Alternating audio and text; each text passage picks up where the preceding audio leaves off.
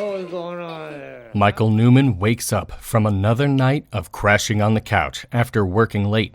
He complains to his wife, Donna, about having too many remotes in the house, and she reminds him about their son's swim meet that evening.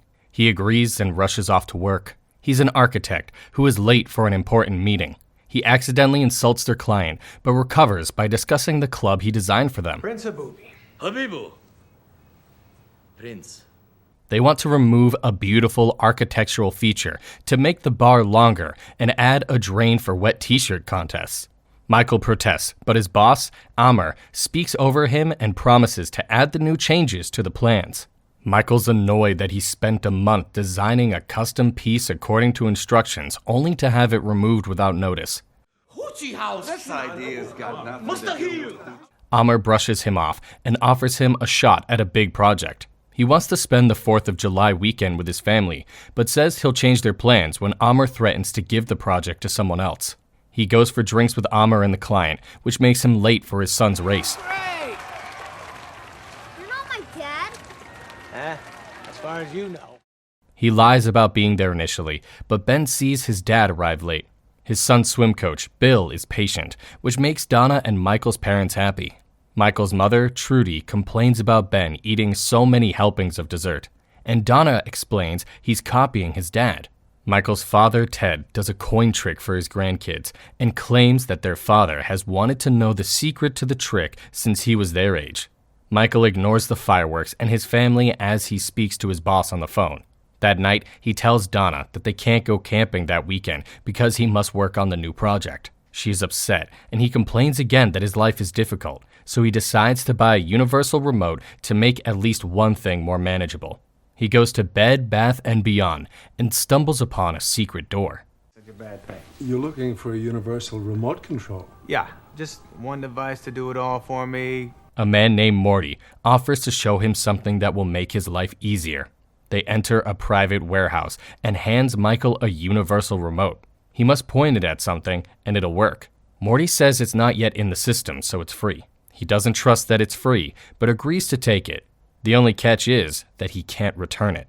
He gets home and uses his new remote to switch on the TV. Donna asks if he'll have time for them when he finally reaches his goal of becoming a hotshot boss. He interrupts her and pauses the TV. She freezes.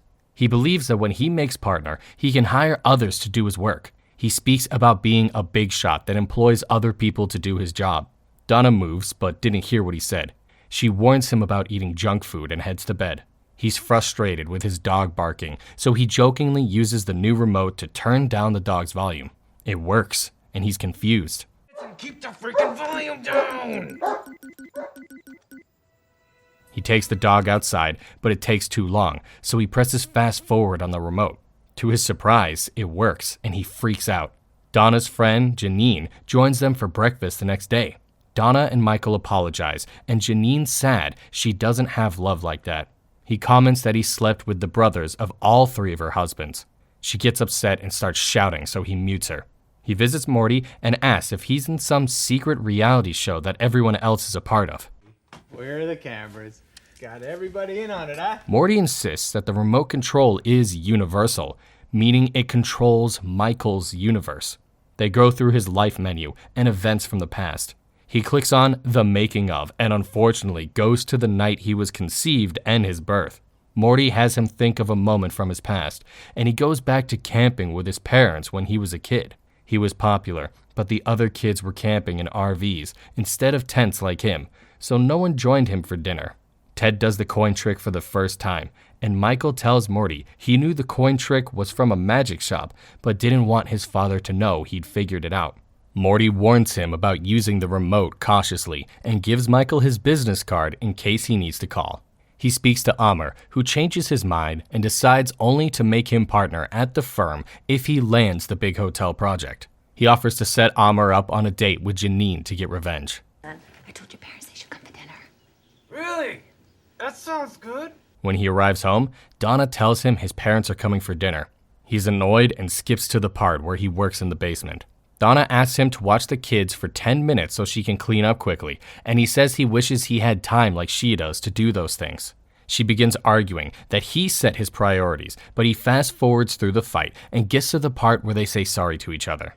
They want to sleep together, but he doesn't want to take the time to seduce Donna, so he presses fast forward. She's disappointed and he happily goes back to work. He calls Morty for an explanation and learns that when he fast forwards, his body goes on autopilot in real life. He's happy he doesn't have to sit through the boring things. He's annoyed that he's still sick and fast forwards to when he's better.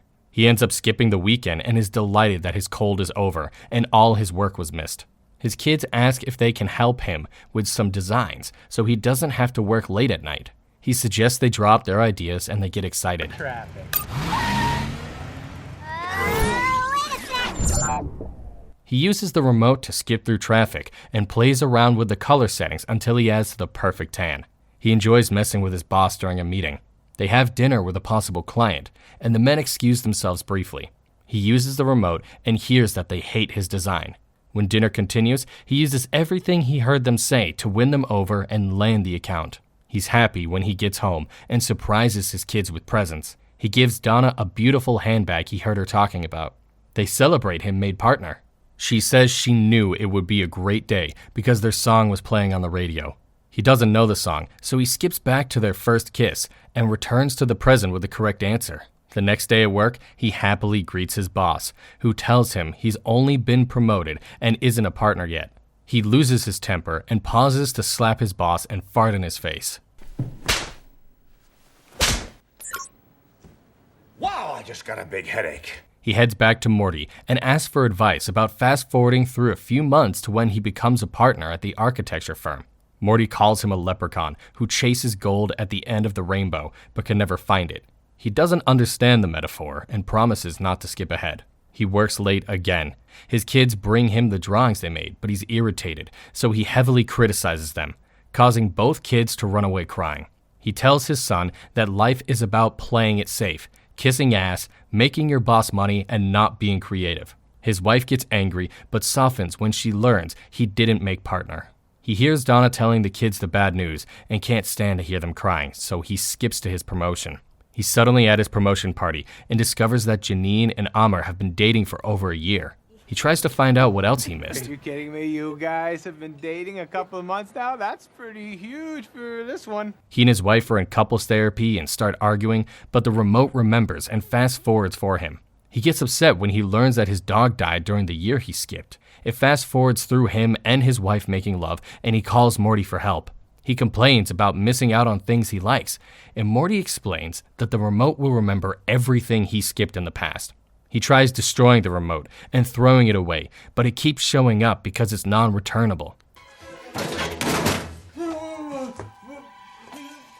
The following morning, he refuses to do any of the things that caused him to skip in the past. He cycles to work and shows up in a bathrobe. He finds Amr in his office, who talks about slowing down and going to Morocco with Janine. He thinks Michael can be CEO one day, and the remote starts beeping. His life skips 10 years to the CEO promotion. He's picked up a lot of weight from overworking and eating badly. Can I help you? Hey, Dad. Hey, Dad.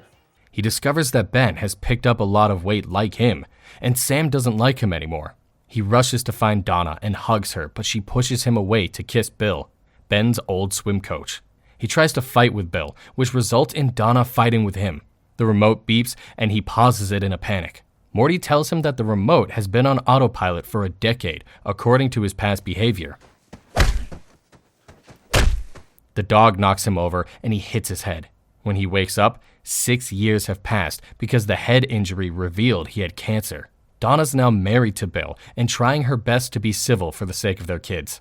He has his own company, and Ben works for him as an architect. He suggests they spend time together with his parents. Ben thinks he's still loopy from the meds and has him sit down. He explains that Michael's father died. He's upset and asks where he was when it happened. He cries and says he's just dizzy from the operation. He hugs Ben and leaves. At his father's grave, he tries to use the remote to go to the moment of Ted's death, but it won't work because he wasn't there. So he goes to the last time he saw his father. He helplessly watches himself cruelly snap at Ted and says he's always known about the coin trick. His father apologizes for being a bother and says he loves him before leaving. He rewinds and tells his dad he loves him too, but it's only a memory.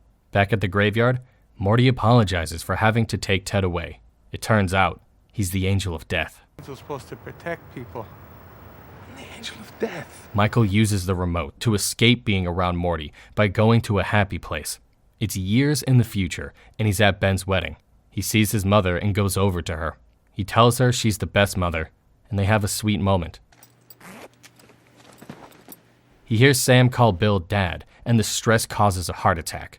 In the hospital, Morty explains that Michael's life was already on autopilot when he was given the remote. His kids speak to him, and he learns that Ben has canceled his honeymoon for work. He unplugs himself and risks his life to warn Ben about putting work before the people he loves. He runs after them in the rain and collapses. Ben sees him in time, and they run to him. He tells Ben that family comes first, and says final goodbyes to the rest of the family. Family comes first. Family comes first. He dies. Michael wakes up and finds he's napping in Bed Bath & Beyond the same night he got the remote. He's overjoyed and rushes home.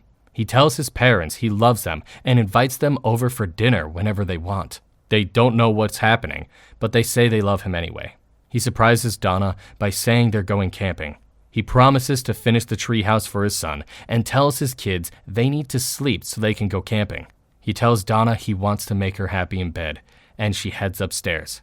He finds the remote left behind for him with a note from Morty. He throws it away, and it doesn't come back.